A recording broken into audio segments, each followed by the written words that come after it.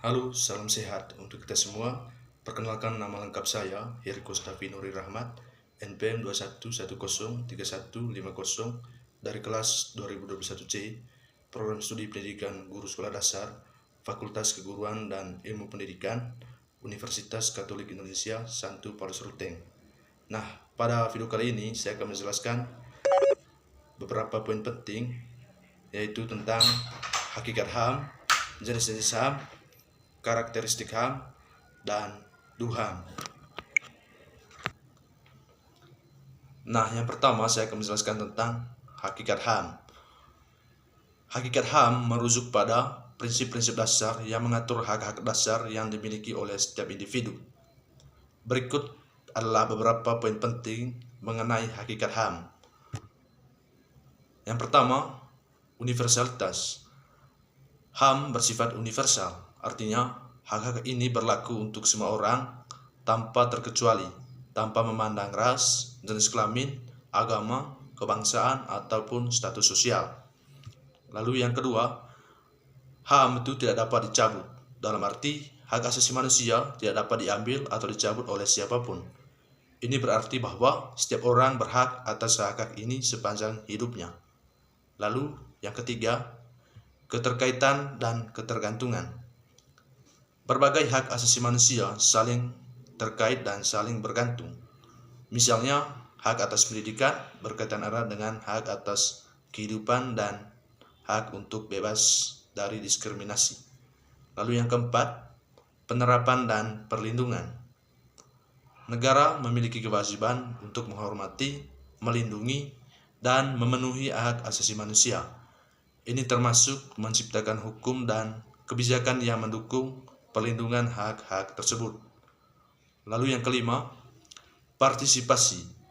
Setiap individu berhak untuk berpartisipasi dalam proses pengambilan keputusan yang mempengaruhi kehidupan mereka.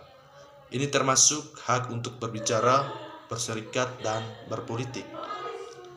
Lalu poin yang keenam di sini, kesetaraan dan non-diskriminasi. HAM menekankan kepentingan kesejahteraan dan melawan segala bentuk diskriminasi. Setiap orang harus diperlakukan sama di hadapan hukum. Lalu yang ketujuh, kehormatan dan martabat. HAM berakar pada penghormatan terhadap martabat manusia. Setiap individu memiliki hak untuk memperlakukan dengan hormat dan tidak boleh mengalami perlakuan yang merendahkan. Lalu yang kedelapan, perlindungan terhadap penyalahgunaan. HAM memberikan perlindungan terhadap penyalahgunaan kekuasaan oleh negara atau individu, termasuk perlindungan terhadap penyiksaan, penahanan sewenang-wenang, dan pelanggaran lainnya. Lalu yang kedua, jenis-jenis HAM. Hak asasi manusia dapat dibedakan menjadi beberapa jenis yang masing-masing mencakup berbagai aspek kehidupan manusia. Yang pertama, hak untuk hidup, yang meliputi perlindungan terhadap ancaman kehidupan, hukuman mati, dan pembunuhan sewenang-wenangnya. Lalu yang kedua, hak atas kebebasan berbicara, termasuk hak untuk menyampaikan pendapat dan ide. Yang ketiga, hak untuk berkumpul dan berserikat, yang mencakup hak untuk mengorganisir dan bergabung dalam kelompok atau organisasi. Lalu yang keempat, hak atas kebebasan beragama, yang meliputi hak untuk memeluk agama dan menjalankan keyakinannya. Yang kelima, hak untuk berpartisipasi dalam pemerintahan, yang mencakup termasuk hak untuk memilih dan dipilih dalam pemilihan umum. Baik, yang ketiga saya akan membahas tentang DUHAM.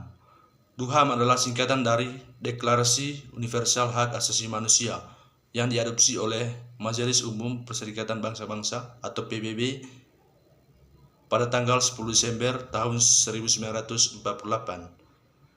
Deklarasi ini merupakan tonggak penting dalam sejarah hak asasi manusia dan menetapkan standar internasional untuk perlindungan dan pemajuan hak-hak dasar manusia di seluruh dunia.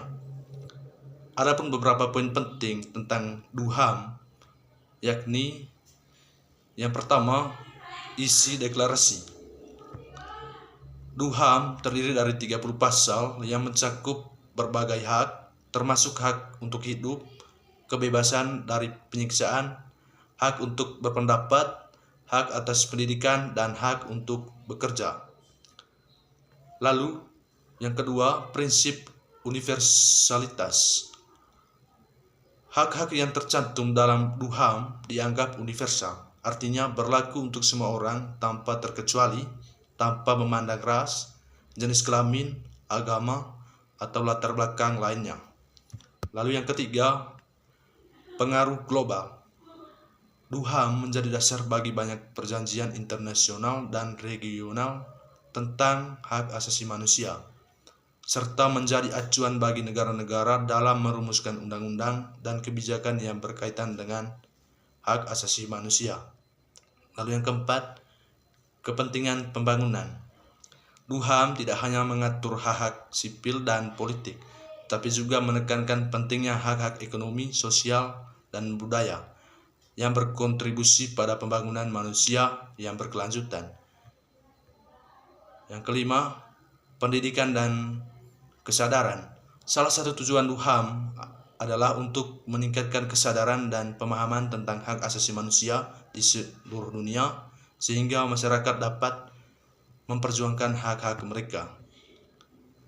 DUHAM menjadi landasan bagi gerakan hak asasi manusia dan tetap relevan dalam upaya untuk menegakkan dan melindungi hak-hak individu di berbagai belahan dunia hingga saat ini. Baik, mungkin itu tadi sekilas penjelasan tentang hakikat HAM, jenis-jenis HAM, dan DUHAM. Terima kasih.